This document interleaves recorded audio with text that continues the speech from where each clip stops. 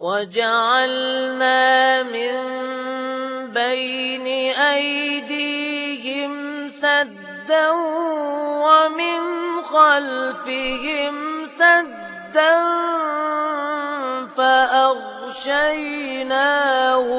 فهم لا يبصرون.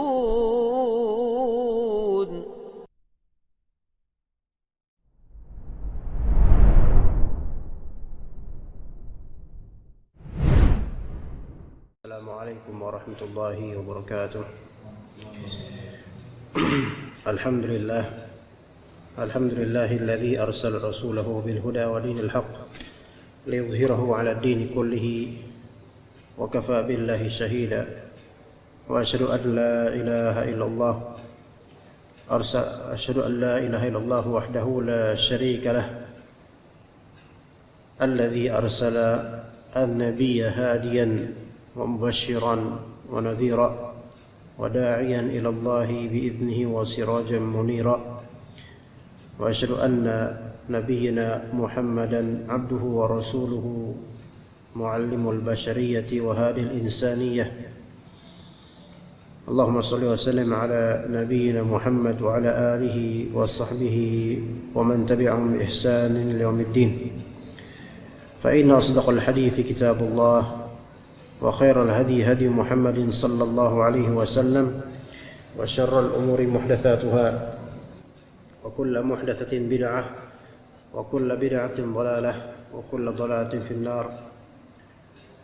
أما بعد, ikhwas sekalian rahimani wa rahimakumullah, insyaallah kita akan melanjutkan kajian kitab tafsir Ibnu Katsir yang telah vakum boleh dikatakan hampir 1 tahun.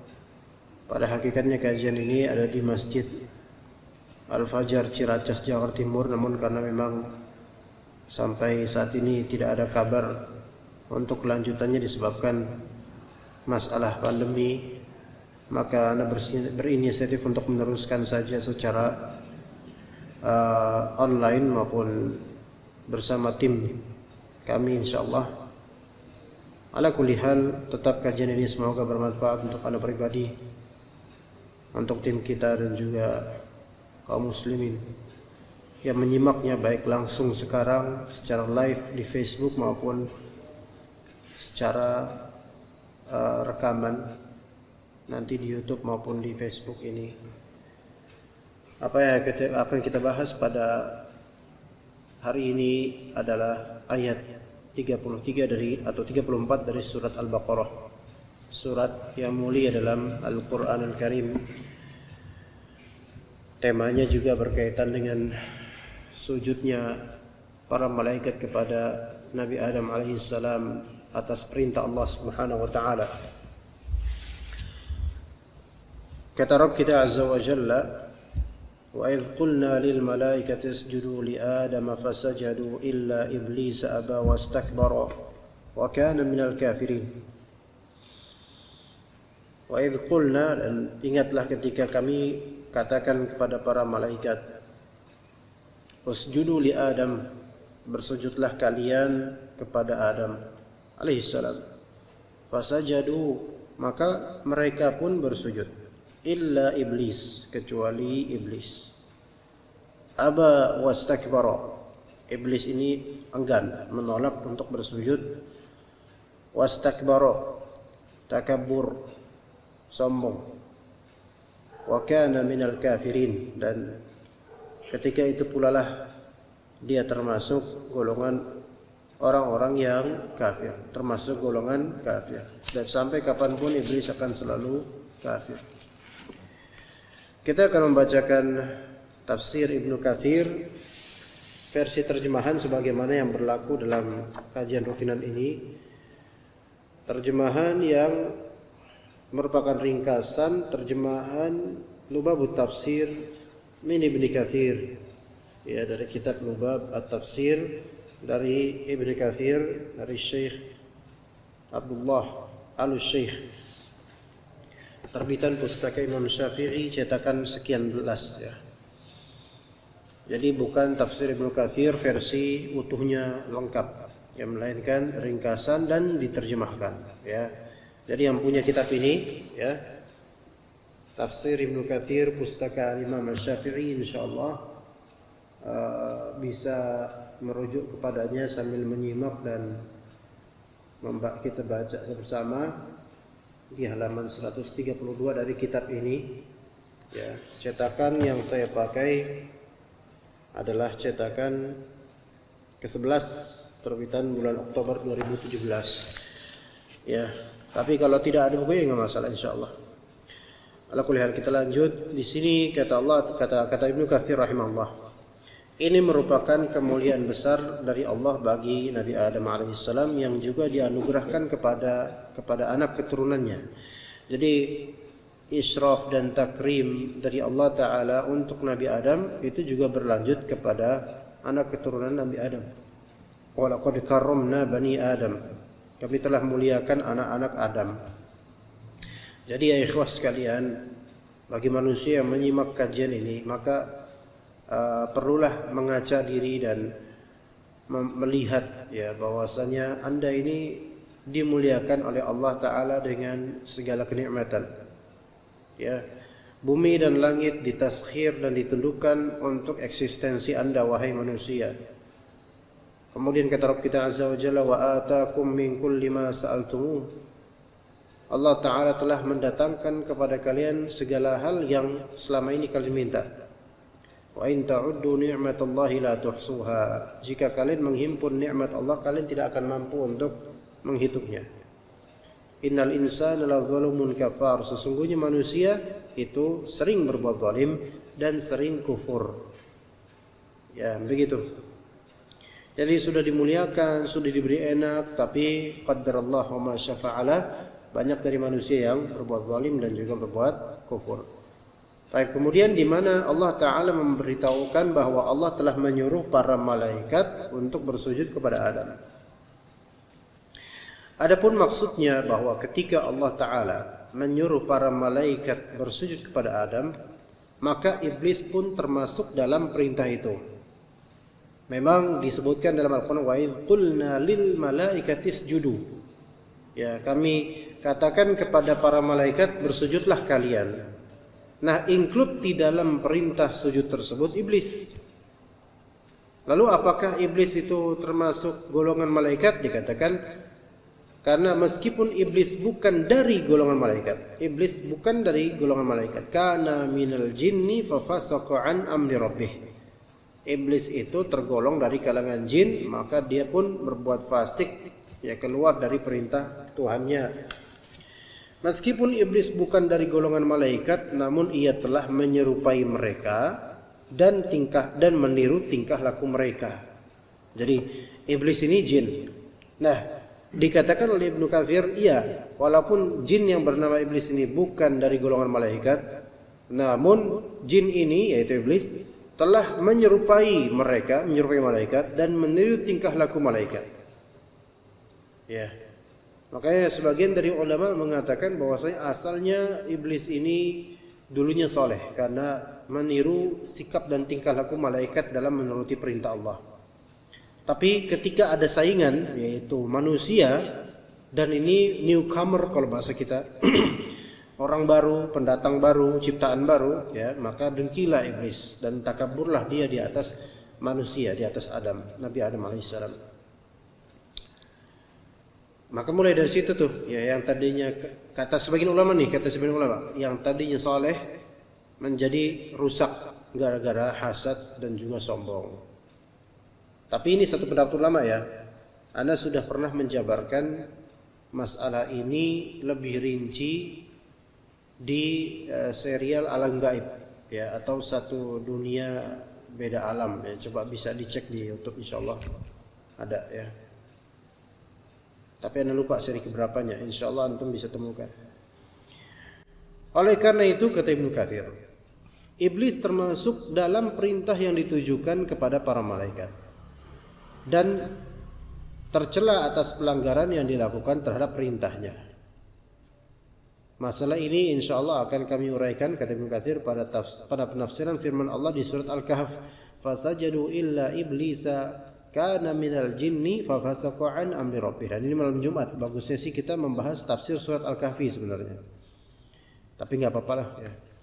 Nanti kapan-kapan kita lanjutkan tafsir surat Kahfi, pernah 1 kali sesi waktu itu sama antum. Ya, insyaallah malam Jumat. Ya, sebenarnya malam-malam ini bagus sekali untuk mempelajari tafsir. Sebenarnya mempelajari tafsir mau pagi mau malam itu bagus semua, karena ayat Allah itu membuat hati kita lebih tenang. Maka kata Allah Ta'ala yang maknanya, maka bersujudlah mereka kecuali iblis. Ia adalah dari golongan jin, maka ia mendurhakai perintah Rabbnya. Ibnu Jarir meriwayatkan dari Al-Hasan Al-Basri, katanya iblis itu. Nih di sini Al-Hasan Al-Basri dikatakan oleh beliau rahimahullah, iblis itu bukan dari golongan malaikat. Iblis adalah asli bangsa jin, kata Al-Hasan Al-Basri. Sebagaimana Adam adalah asli bangsa manusia. Sanad riwayat ini sahih dari Al-Hasan Al-Basri.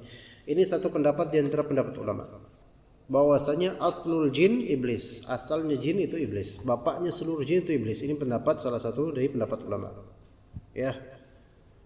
Melihat dari apa? Dari perintah Allah Ta'ala kepada para malaikat, kok yang disebut hanya iblis saja? Ya. Apa enggak ada jin lain? Ya gitu. Ya, ini satu pendapat, tapi pendapat lain mengatakan bahwasanya kana minal jin, iblis ini termasuk sebagian dari jin, berarti ada jin lain. Ala kulli hal ini khilaf di antara ulama, dan sebenarnya kita tidak perlu merepotkan diri untuk khilaf di titik ini karena tidak ada banyak faedah. Terus kenapa kalau misalnya antum tahu bahwasanya iblis itu bapaknya seluruh jin, dan atau sebaliknya antum berakidah bahwasanya ada jin selain iblis ketika itu, ya apa samarahnya, apa buahnya apa? Apakah menambah keimanan dan amal soleh? Ya belum tentu. Jadi kita tidak berlarut dalam khilafiyah di masalah ini ya. Hal yang sama juga dikatakan oleh Abdurrahman bin Zaid bin Aslam mengenai firman Allah Ta'ala, wa idh qulna lil malaikati isjudu li Adam. Dan ingatlah ketika kami berfirman kepada para malaikat, bersujudlah kepada Adam. Posisi anak enak gak di kamera kelihatannya? Nah, enak. Biasanya Ustaz ada nggak kajian tiba-tiba kayak gitu ngomong? Ya biarin aja dah, kan nggak ada jemaah ya. Ya. Dan ingatlah ketika kami berfirman kepada para malaikat, bersujudlah kepada Adam. Qatadah mengatakan, Qatadah ya ini tabi'i ya di antara salaf kita. Kalau Abu Qatadah itu sahabat ya. Ketaatan, kata beliau, kata Qatadah, ketaatan itu untuk Allah Ta'ala, sedangkan sujud ditujukan untuk Adam. Nah ini ketaatannya untuk Allah, sujudnya ditujukan untuk Adam. Allah memuliakan Adam dengan menyuruh para malaikat bersujud padanya. Nah, ini juga menjadi dalil bahwasanya sujudnya para malaikat ini dalam rangka taat pada Allah. Ya, dan Allah Ta'ala tidak akan menyuruh mereka hal yang buruk. Ya, begitu. Jadi bedakan. Bukan berarti para malaikat ini menyembah Adam, bukan. Ya. Karena diperintah oleh Allah, Allah enggak mungkin memerintahkan penyembahan selainnya, terhadap selainnya. Kalau ada orang kemudian misalnya bertanya kepada antum, kalian ini muslimun, kalian itu menyembah berhala. Ya, maka antum jawabnya gimana? Antum tanggapi, berhala apa ini maksud? Mereka bilang kalian menyembah Ka'bah. Ya. Buktinya baik di Masjidil Haram atau di Saudinya atau sampai ke Indonesia dan dimanapun berada, fawallu wujuhakum qibal masyriq, disebutkan dalam fawallu wujuhakum syatrah, yaitu hendaklah kalian menghadapkan wajah kalian menuju Ka'bah, menuju kiblat Ka'bah. Ya. Dan kalian ketika lagi di Masjidil Haram sujud di depan Ka'bah, berarti kalian menyembah Ka'bah, ya kan? Apa jawabannya? Ya, ini antum salah paham berarti. Kita sujud menghadap Ka'bah di sini bukan dalam rangka menyembahnya, melainkan memang perintah Allah seperti itu. Ya, perintah Allah seperti itu. Kalau Allah nggak perintahkan, nggak pernah perintahkan kayak gitu, nggak bakal kita lakukan itu. Tapi karena Allah perintahkan, ini menjadi syarat kita, maka kita lakukan. Coba sekarang kalau misalnya kita di masjid, di hadapan kita tembok, kita sujud kemudian di depan tembok, berarti kita sujud kepada tembok gitu? Enggak, maksudnya kita menyembah tembok gitu? Enggak. Iya, kita sujud menghadap tembok ke tembok, iya. Tapi kan niatan kita karena Allah Taala perintahkan untuk sujud menghadap kiblat dan arah kiblat dia di tembok ini gitu. Beda dengan namanya apa? Bersujud murni kepada makhluk, enggak. Begitu, itu jawabannya. Ya. Kemudian dikatakan jadi taat karena taat pada Allah. Kita lakukan ini karena taat pada Allah. Allah memuliakan Adam dengan menyuruh para malaikat bersujud kepadanya. Sebagian orang mengatakan, nah ini kemudian ditafsirkan sebagian ulama. Sujud di ayat ini fasajadu atau usjudu li Adam, sujudlah kepada Adam, maksudnya sujud tersebut adalah penghormatan, penghargaan dan pemuliaan. Penghormatan, penghargaan dan pemuliaan ini salah satu tafsiran.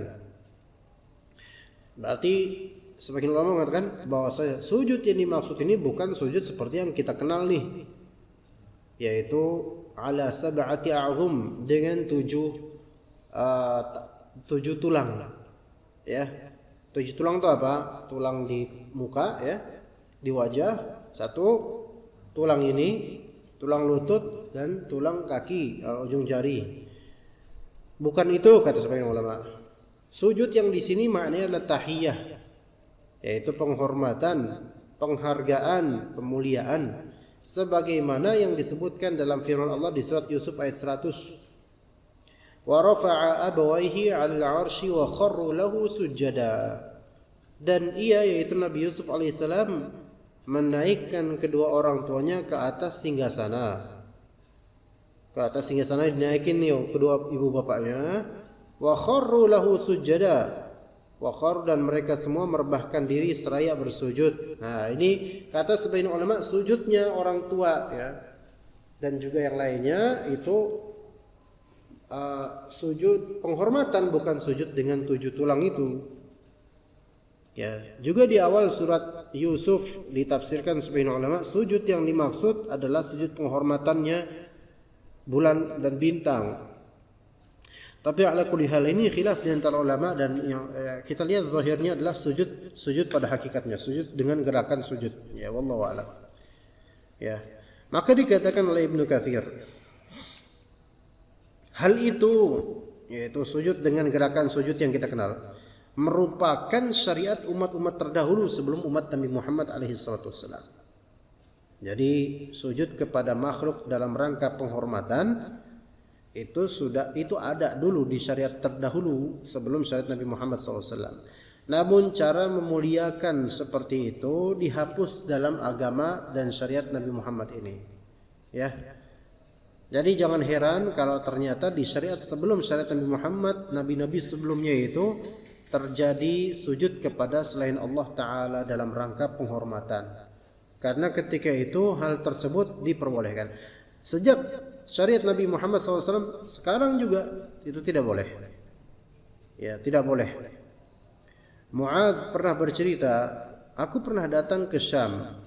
Setibanya di Syam, aku menyaksikan mereka bersujud kepada para pendeta dan para pemuka agama mereka. Ya, jadi Mu'adz bin Jabal ini pernah datang ke daerah Syam. Pas sampai di sana, Mu'adz bin Jabal melihat apa? Melihat sebagian dari penduduk itu bersujud kepada para pendeta dan ulama mereka, tokoh agama mereka. Lalu kukatakan, engkau ya Rasulullah lebih berhak untuk dijadikan tempat bersujud. Mereka itu pendeta, Nasrani, ya, kufur kepada Allah dan Rasulnya, Nasrani. Kata Mu'adz, ya Rasulullah, engkau lebih berhak untuk dijadikan tujuan bersujud. Maka beliau pun berkata, la, enggak. Rasulullah menyangkal, enggak. Aku enggak berhak, tetap enggak berhak untuk disujudkan kepadaku. Gitu. Lau kuntu amiran basharan an yasjuda li basharin la amartul mar'ata an tasjuda li zawjiha min 'idhami haqqihi 'alayha. Seandainya aku dibolehkan memerintah manusia untuk bersujud kepada seseorang, maka aku akan menyuruh seorang istri untuk bersujud kepada suaminya.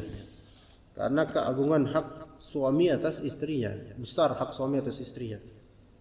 Tapi hak istri juga tidak kecil ya. Ada hisabnya juga yang harus ditunaikan oleh suaminya. Jangan mentang-mentang dengan dalil ini suami semena-mena kemudian menzalimi istrinya ya, dan menganggap istrinya seperti budak. Segala hal harus dilakukan oleh istrinya, segala aktivitas rumah hanya istri yang mengurus, sementara dia tinggal ngopi dan juga leyeh-leyehan. Ya enggak, Rasulullah SAW enggak seperti itu. Rasulullah SAW itu sebagaimana kata Aisyah, yaf'alu kama taf'alun, yaitu Rasulullah ketika ditanya Rasulullah ngapain di rumah gitu loh, maka Aisyah bilang Rasulullah SAW melakukan hal yang kalian biasa lakukan di rumah, membantu ya biasa, normal, manusia biasa. Bukan ya, memang posisi sebagai pemimpin kepala keluarga, tapi bukan posisi sebagai bos yang hanya menumpuk lemak di tubuhnya, itu enggak mau gerak ya, mager, sementara biar segala hal urusan istrinya semua, sampai benar genteng istrinya. Enggak seperti itu zalim itu ya. Maka aku akan menyuruh seorang istri untuk bersujud kepada suaminya karena keagungan dan kebesaran hak suami atas istri. Jadi memang yang mengatur dan mengepalai rumah tangga itu suami, bukan istri.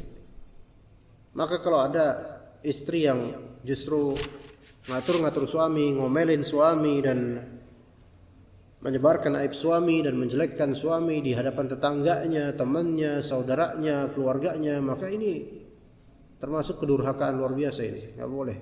Karena hak suami, hak privasinya, hak kehormatannya, hak perintahnya, hak dirinya sebagai kepala keluarga itu harus ditunaikan.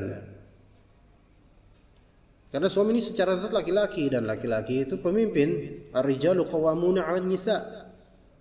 Dan pemimpin kalau dibawelin ya repot juga. Walaupun memang perempuan bawel ya, laki-laki teka. Nah ini makanya klop gitu. Ya enggak? Teka ketemu bawel itu cocok. Karena kalau bawel ketemu bawel, kiamat itu. Teka ketemu teka, nggak jadi. Jadi bawel itu bisa menjadi senjata untuk orang teka, teka juga bisa menjadi senjata untuk orang bawel. Ya enggak? Iya. Tapi jangan ketekaan banget ya. Laki-laki ya jangan teka banget ya, dia harus, kalau ini benar kata istri, wajib baginya untuk ikut yang kebenar. Jadi adil, Islam itu adil ya. Nah, jadi hak suami ini besar sebagai suami. Dan itu sampai Rasulullah mengatakan, kalau boleh aku perintah nih untuk sujud, aku perintahkan umatku itu istri itu sujudnya ke suami, sujud penghormatan, bukan sujud ibadah, sujud penghormatan.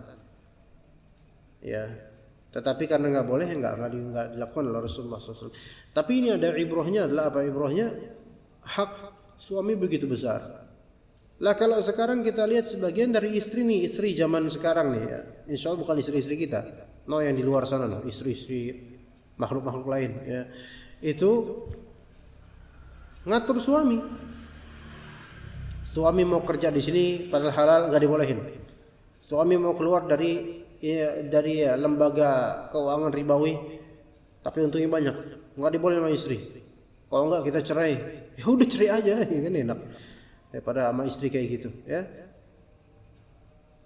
Dan ngatur-ngatur suami untuk masa depan keluarga, padahal suami pun punya prinsip yang baik dan benar. Maka ini gak benar. Kita jangan ikutin kebudayaan barat. Kalau kita lihat ya orang barat, suami dan istri itu merasa masing-masing itu punya hak yang besar dan tidak ada yang lebih besar daripada haknya. Kemudian suami mau ngatur pun istri nggak mau diatur, mau ngatur sendiri. Saya mau kerja pokoknya, nggak boleh ngatur saya, kata istri. Atau kamu ceraikan saya. Nah, begitu. Ada yang seperti itu, mengikuti orang-orang barat. Nggak ngerti konsekuensinya nanti. Lihat betapa banyaknya anak-anak sekarang mental pembantu. Akibat dari apa? Akibat dari ibunya kerja, ngatur-ngatur suaminya. anaknya mental pembantu. Kenapa? Karena suami S2, S3 atau S1 sarjana, istri Masya Allah dua-duanya kerja keluar, terus yang ngayomin anak sehari-hari babu, pembantu, ya, pembantu. Banyak kayak gitu tuh. Ya, istri nggak mau diatur sama suami, pokoknya aku harus kerja, nggak mau ngurus anak. Ini saya lulus S1, S2 cuman buat nyusuin anak, ngasih makan anak. Wallahi ya ikhwan, ini orang-orang barat pikirannya pikiran menyimpang dan sesat ini. Maka nggak heran kalau kemudian anak-anaknya itu mental anak bandel dan kurang kenal dengan orang tuanya dan kelak durhaka sama orang tuanya, dan pas gede kemudian melihat dulu yang ngasuh saya bukan anda tuh donatur gitu. Donatur, orang tuanya donatur, bukan apa, bukan orang tua yang betul-betul sayang sama anak. Jadi mental pembantu anaknya. Dan ketika dia atur orang tuanya susah, tapi dia omongin sama pembantunya mau, itu terjadi banyak. Bikin malu, ya. Jadi dia atur pembantu mau, disuruh pembantu pulang, mau pulang. Dia orang tuanya pulang kerja, ngeliat anaknya masih sore-sore jalan begajulan di jalanan, pulang. Gak mau pulang anaknya. Saking apa? Saking anaknya lebih manut sama pembantu daripada donatur ini. Ya, untuk masalah ini itu kadang ada angkat di khutbah Jumat loh. Bahkan di beberapa khutbah Jumat di instansi yang besar gitu. Karena Anda lihat banyak orang-orang yang menjabat dan juga punya pekerjaan, istrinya pun juga punya kerjaan di luar rumah, dan anaknya dititipkan ke pembantu lulusan STM, lulusan SMK, lulusan SMP, lulusan SD dari kampung dibawa. Itu anak mau dijadiin apa itu? Ya. Begitu ya, kawan. Maka hormatilah suami, dan diantara bentuk penghormatan terhadap suami adalah nurut. Kalau misalnya suami bilang nggak usah kerja, biar saya yang cari duit, ya itu mah bagus, itu syariat Allah seperti itu asalnya. Seperti itu. Kemudian sebagian lagi mengatakan sujud tersebut ditujukan kepada Allah. Adapun Nabi Adam alaihissalam hanya menjadi tempat kiblat saja. Nah ini seperti Ka'bah ya. Sujudnya kita ke Allah, tapi Ka'bah ini sebagai pusat kiblatnya aja. Sebagaimana firman Allah Subhanahu wa taala, aqimis salata lidulukis syams, dirikanlah salat dari sesudah matahari tergelincir. Tetapi perbandingan ini perlu ditinjau atau dipertimbangkan. Yang jelas pendapat pertama lebih tepat, yaitu pendapat yang menyatakan sujudnya para malaikat kepada Adam dengan ketaatan kepada Allah itu adalah sujud pada hakikatnya, sebagaimana maklumnya sujud, ya. Kemudian firman Allah Ta'ala, fasajadu illa iblisa aba wastakbara wa kana minal kafirin. Maka bersujudlah mereka semua kecuali iblis, ia enggan serta takabur dan termasuk golongan orang-orang yang kafir. Qatadah mengatakan musuh Allah yaitu iblis iri terhadap Adam alaihissalam. Nah ini nih, makanya dikatakan dosa pertama di langit adalah iri, dosa pertama di bumi ya iri juga. Dosa pertama di langit yaitu iblis kepada Nabi Adam alaihissalam. Dosa pertama di bumi yaitu Qabil terhadap Habil. Ya, kalau betul namanya, ini nama berasal dari riwayat Israiliyat. Ya, dua putra Adam. Jadi iblis iri terhadap Adam atas kemuliaan yang telah dianugerahkan Allah kepadanya. Antum bisa tahu nggak kalau misalnya sebenarnya ya orang yang iri itu berarti orang yang mengetahui kelebihan pihak yang dia dengkikan, tapi dia salah langkah dalam menyikapi gitu loh. Semua orang yang iri, semua orang yang dengki itu pasti mengakui keutamaan pihak yang didengki, ya enggak? Nah, iya, karena orang ini lebih baik nih dari sisi ini gitu loh. Makanya dia iri. Antum selama ini pernah nggak ngiri sama misalnya kecoa? Biarin yang ekstrim aja sekalian. Kenapa nggak pernah iri? Karena antum merasa anak jauh lebih afdol daripada kecoa. Oke, yang lebih afdol daripada kecoa apa? Misalnya kambing kudus. Pernah nggak antum iri sama kambing? Enak banget ya kambingnya, makan lahap, makan terus sampai gemuk. Antum nggak bakal iri sama kambing. Karena makanan kita lebih afdol daripada makanan kambing.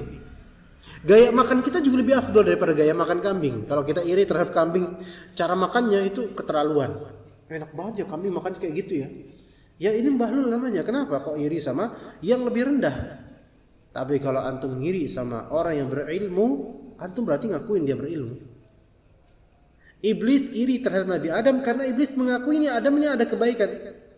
Ada yang lebih afdal, dia lebih afdal daripada dirinya. Tapi iblis suka membolak-balikan fakta dan argumentasi, maka mengatakan, kenapa kok nggak mau sujud? Aku diciptakan dari api, sedangkan dia Adam diciptakan dari tanah. Nah ini argumentasi yang salah, premisnya salah. Terus kenapa kalau diciptakan dari api lebih kuat? Enggak, malah lebih kuat tanah, lebih material dan lebih konkret tanah. Coba aja, api kata mereka ditiup mati, tanah ditiup berhamburan tetap ada, eksis. Bahkan semakin tanah kemana-mana itu semakin gembur dan mungkin akan ada bibit-bibit untuk menjadi pohon tumbuhan. Itu tanah itu menumbuhkan, memberikan. Adapun api ini destruktif, menghancurkan. Maka apakah yang menghancurkan itu lebih baik daripada yang memberikan? Kan konslet ini, ya, konslet. Ya. Jadi sebenarnya itulah dari bapaknya mereka itu iblis.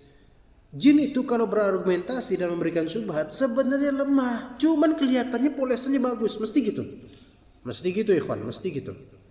Ya, syubhat-syubhat dari iblis, dari syaitan itu kelihatannya bagus. Tapi kalau antum punya ilmu dan antum tadqiq dan pikir lebih dalam, antum lihat lemah banget, rapuh banget mereka. Iya, seperti ini. Ya, engkau menciptakan aku dari dari api, sedangkan dia Adam dari tanah. Berarti ana khairum minhu, aku lebih baik daripada dia. Padahal sejatinya enggak, malah justru api itu lebih jelek daripada tanah, lebih lemah. Ya. Taib dosa yang pertama kali terjadilah kesombongan musuh Allah Ta'ala, yaitu iblis, yang merasa enggan bersujud kepada Adam. Dan sebab sombongnya apa? Iri. Nah, orang kalau iri dan dia memendam irinya, memupuk dan menyuburkan irinya, pasti dia kelak merasa sombong. Padahal dia mengakui bahwasanya pihak ini lebih baik daripada dirinya. Iya, mesti gitu. Orang yang takabur itu banyak berasal takaburnya, sombongnya itu dari iri. Betapa banyaknya orang yang sombong berasal sombongnya itu dari iri. Dan betapa banyak orang yang sombong hati kecilnya mengakui bahwa diri itu kerdil. Dalam hadis sahih telah ditegaskan, la yadkhulul jannata man kana fi qalbihi mithqalu habatin min khardalin min kibr. Tidak akan masuk surga orang yang di dalam hatinya terdapat kesombongan meski hanya sebesar biji sawi kecil, atom kecil. Ya, jam berapa? Azannya berapa? 7 menit lagi bukan? Iya. Okay. Dikatakan oleh Ibnu Katsir rahimahullah, di dalam hati iblis 8 menit lagi. Di dalam hati iblis terdapat kesombongan, kekufuran, keingkaran yang menyebabkan ia terusir dan terjauhi dari rahmat Allah Ta'ala. Sebagian mufassir, ahli tafsir sebagian mengatakan firman Allah, wa kana minal kafirin, dan iblis termasuk golongan orang kafir. Artinya iblis termasuk dalam golongan orang-orang yang kafir disebabkan karena apa? Penolakannya untuk bersujud kepada Adam. Disebutkan dalam ayat lain di surat Hud ayat 43, fakana minal mughraqin, yaitu jadilah anak tersebut yaitu anaknya Nabi Nuh, itu termasuk orang-orang yang ditenggelamkan. Begitu juga dengan firman Allah Ta'ala, fatakuna minadh zalimin, yang menjadikan kalian berdua yaitu Nabi Adam alaihissalam dan istrinya termasuk orang-orang yang zalim. Karena apa? Karena melanggar larangan Allah Subhanahu wa taala dan menuruti perintah syaitan. Juga dalam syair dikatakan, bitayha qafrin wal matiyya ka'annaha qatal hazni qad kanat firakhan buyuduha. Di padang tandus yang menyesatkan sedang tunggangan seakan burung kota yang sedih, yang dahulu induknya pun adalah anak yang baru menetas dari telurnya. Maksudnya pernah terjadi. Ala kulli hal, Ibnu Fawraq mengatakan pengertiannya bahwa iblis dalam pengetahuan Allah termasuk golongan orang-orang kafir. Pendapat ini telah ditarjih oleh Al-Qurtubi, Ar-Razi, dan ulama lainnya menyebutkan dua pendapat para ulama, apakah yang diperintah bersujud kepada Adam itu khusus para malaikat bumi ataukah umum mencakup malaikat bumi dan malaikat semuanya, malaikat langit semuanya. Ini khilafnya antara ulama. Ada yang mengatakan malaikat bumi saja yang disuruh, ada yang mengatakan semua macam malaikat itu disuruh sujud kepada Nabi Adam alaihissalam. Masing-masing kelompok ada kelompok pendukungnya. Masing-masing pendapat ada kelompok pendukungnya. Namun ayat ini pada zahirnya menunjukkan bahwa hal itu bersifat umum, yaitu para malaikat yang diperintahkan bersujud kepada Nabi Adam itu seluruh malaikat, baik langit maupun malaikat bumi. Firman Allah Subhanahu wa taala sebagai firman Allah di surat Al-Hijr 30 sampai 31. Fasajadal malaikatu kulluhum ajma'una illa iblis. Maka bersujudlah para malaikat itu semuanya bersujud bersama-sama kecuali iblis. Ya, di sini terdapat 4 hal yang memperkuat pendapat yang menyatakan bahwa perintah ini bersifat umum untuk seluruh malaikat. Ya begitu ikhwas sekalian untuk kajian tafsir Ibnu Katsir rahimahullah. Ayat ke-34 ya, kita karena waktunya kalau ba'da maghrib ini memang sangat-sangat sempit ya, tiba-tiba aja udah mau isya ya, apalagi sebagian dari masjid itu isyanya lebih awal 2 menit sebelum waktunya udah pada azan atau minimal ancang-ancang ya, jadi kita ini dalam penjara ketergesaan.